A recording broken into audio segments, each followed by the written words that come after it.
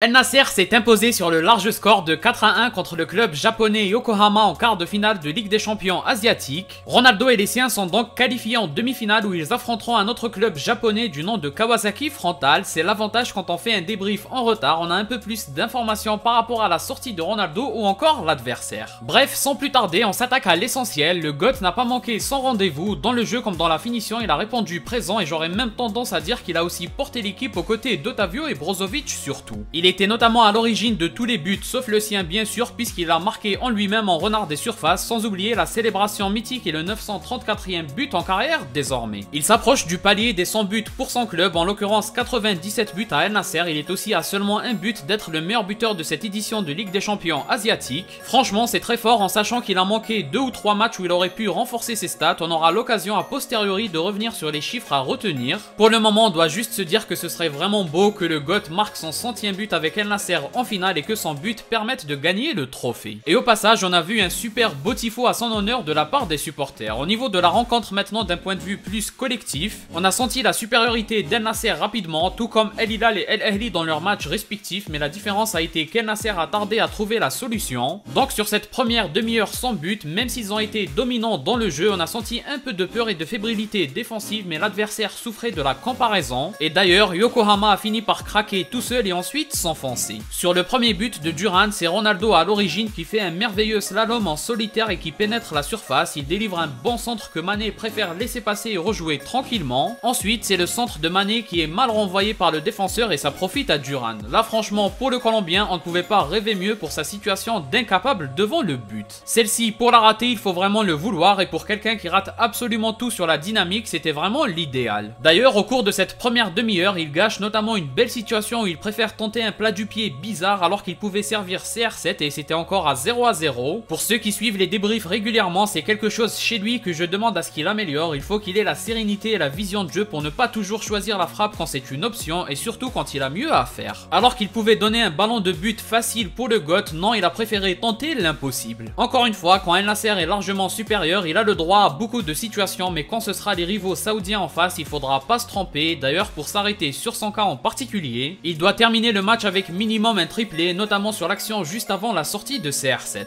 Après, pour sa défense à 4-1, ils ont tous vendangé, notamment Wesley, Mané, Otavio qui ont tous eu des ballons de but assez faciles mais qu'ils ont mal exploités. En tout cas, ce premier but de Duran a facilité les choses. Quelques instants après, Ronaldo est encore à l'origine pour servir Otavio qui sert Mané. Le Sénégalais a envoyé une très belle frappe premier poteau. Certes, le gardien doit toujours faire mieux dans ce cas de figure, mais là j'aurais plutôt envie de féliciter Mané qui envoie une très belle mine du pied faible. L'effet du 2-0 est encore plus dévastateur que le 1-0, l'équipe est encore plus confortée dans le sentiment de bien faire les choses, ils sont dans l'euphorie du don de soi et de la domination, ça profite à Ronaldo qui marque ce but bien senti. Celui-ci ressemble énormément à celui avec le Portugal contre le Danemark, c'est des buts faciles certes mais c'est pas un hasard, à chaque match CR7 suit chaque ballon et quand ça paye on dit que c'est facile mais on oublie que 90% du temps ça ne paye pas, il faut avoir la détermination pour le faire et le refaire. C'est aussi le travail et le réflexe d'un numéro 9 et rares sont ceux qui s'assoient à la table du GOAT sur cet aspect là. La deuxième mi-temps est un peu différente, ça recommence dans la même énergie, d'ailleurs le quatrième arrive très vite mais le but adverse a un peu tué le match, à la toute fin c'est reparti en faveur d'El Nasser mais après le but on a senti la peur d'une remontada. Après avec les changements à la 60e ça a apporté de la vitesse et du jeu rapide, c'est là que le score aurait pu se terminer avec 7 ou 8 buts en plus. On a eu peur pour Ronaldo sur l'action qu'il joue très bien mais où le gardien le devance, heureusement les informations font état d'aucune blessure et que c'était une pure précaution de Pioli pour préserver son meilleur joueur avant des matchs qui seront d'autant plus décisifs. On se rappelle aussi de cette action en début de match avec la combinaison entre Ronaldo et Brozovic. CR7 lui a donné un très bon ballon en mode talonnade, c'était vraiment beau à voir. Personnellement le joueur qui me fait peur c'est Duran, même ses passes en profondeur sont trop puissantes, il ne sait pas encore bien les doser, on sent qu'il a beaucoup perdu en confiance et c'est pas ses buts faciles qui vont le remettre d'aplomb. J'espère que la demi-finale va inverser la tendance parce qu'en finale on aura clairement besoin d'un très grand Duran. Dans la globalité la prestation reste plus que satisfaisante avec quelques points qui font peur comme l'ouverture du score qui tarde et le malaise qui s'installe ou encore le fait que ça arrive sur une erreur adverse, mais ça veut aussi dire qu'El Nasser a exercé une très bonne pression à force d'être dans la surface adverse. Et en parallèle, c'est pas rassurant non plus qu'un seul but de l'adversaire a affaibli un peu le jeu d'El Nasser. Pour CR7 individuellement, c'est encore une top prestation de sa part qui est en plus accompagnée d'un but. C'est très fort à son âge, dans ses grands rendez-vous il a souvent répondu présent cette saison, comme toutes les autres saisons d'ailleurs. Maintenant place à un autre club japonais, j'ai regardé leur quart de finale, a priori c'est largement accessible à El Nasser. Les deux équipes étaient d'un niveau assez proche, donc peu importe qui est passé, la bonne nouvelle c'est qu'ils ont joué 120 minutes. En plus, ils auront moins de repos qu'El Nasser puisqu'ils ont joué le lendemain, donc pour une qualification en finale, ça sent plutôt bon. Par contre, malheureusement, ce sera El Nasser qui aura du repos en moins par rapport à l'autre finaliste. Mais par contre, l'autre demi-finale, ça risque d'être un choc incroyable et énergivore parce que ce sont deux équipes d'un niveau assez proche. En tout cas, ce serait bien de gagner assez facilement contre Kawasaki Frontale et de reposer encore les cadres dans la demi-finale qui arrive. Voilà donc pour le débrief, on aura l'occasion de revenir sur des points clés dans d'autres vidéos courtes. Soyez au rendez-vous, comme d'habitude, n'hésitez pas à donner votre avis en commentaire. Si vous avez aimé, laissez un like et abonnez-vous pour ne rien rater. Partagez aussi pour me soutenir. Moi je vous dis à la prochaine, portez-vous bien.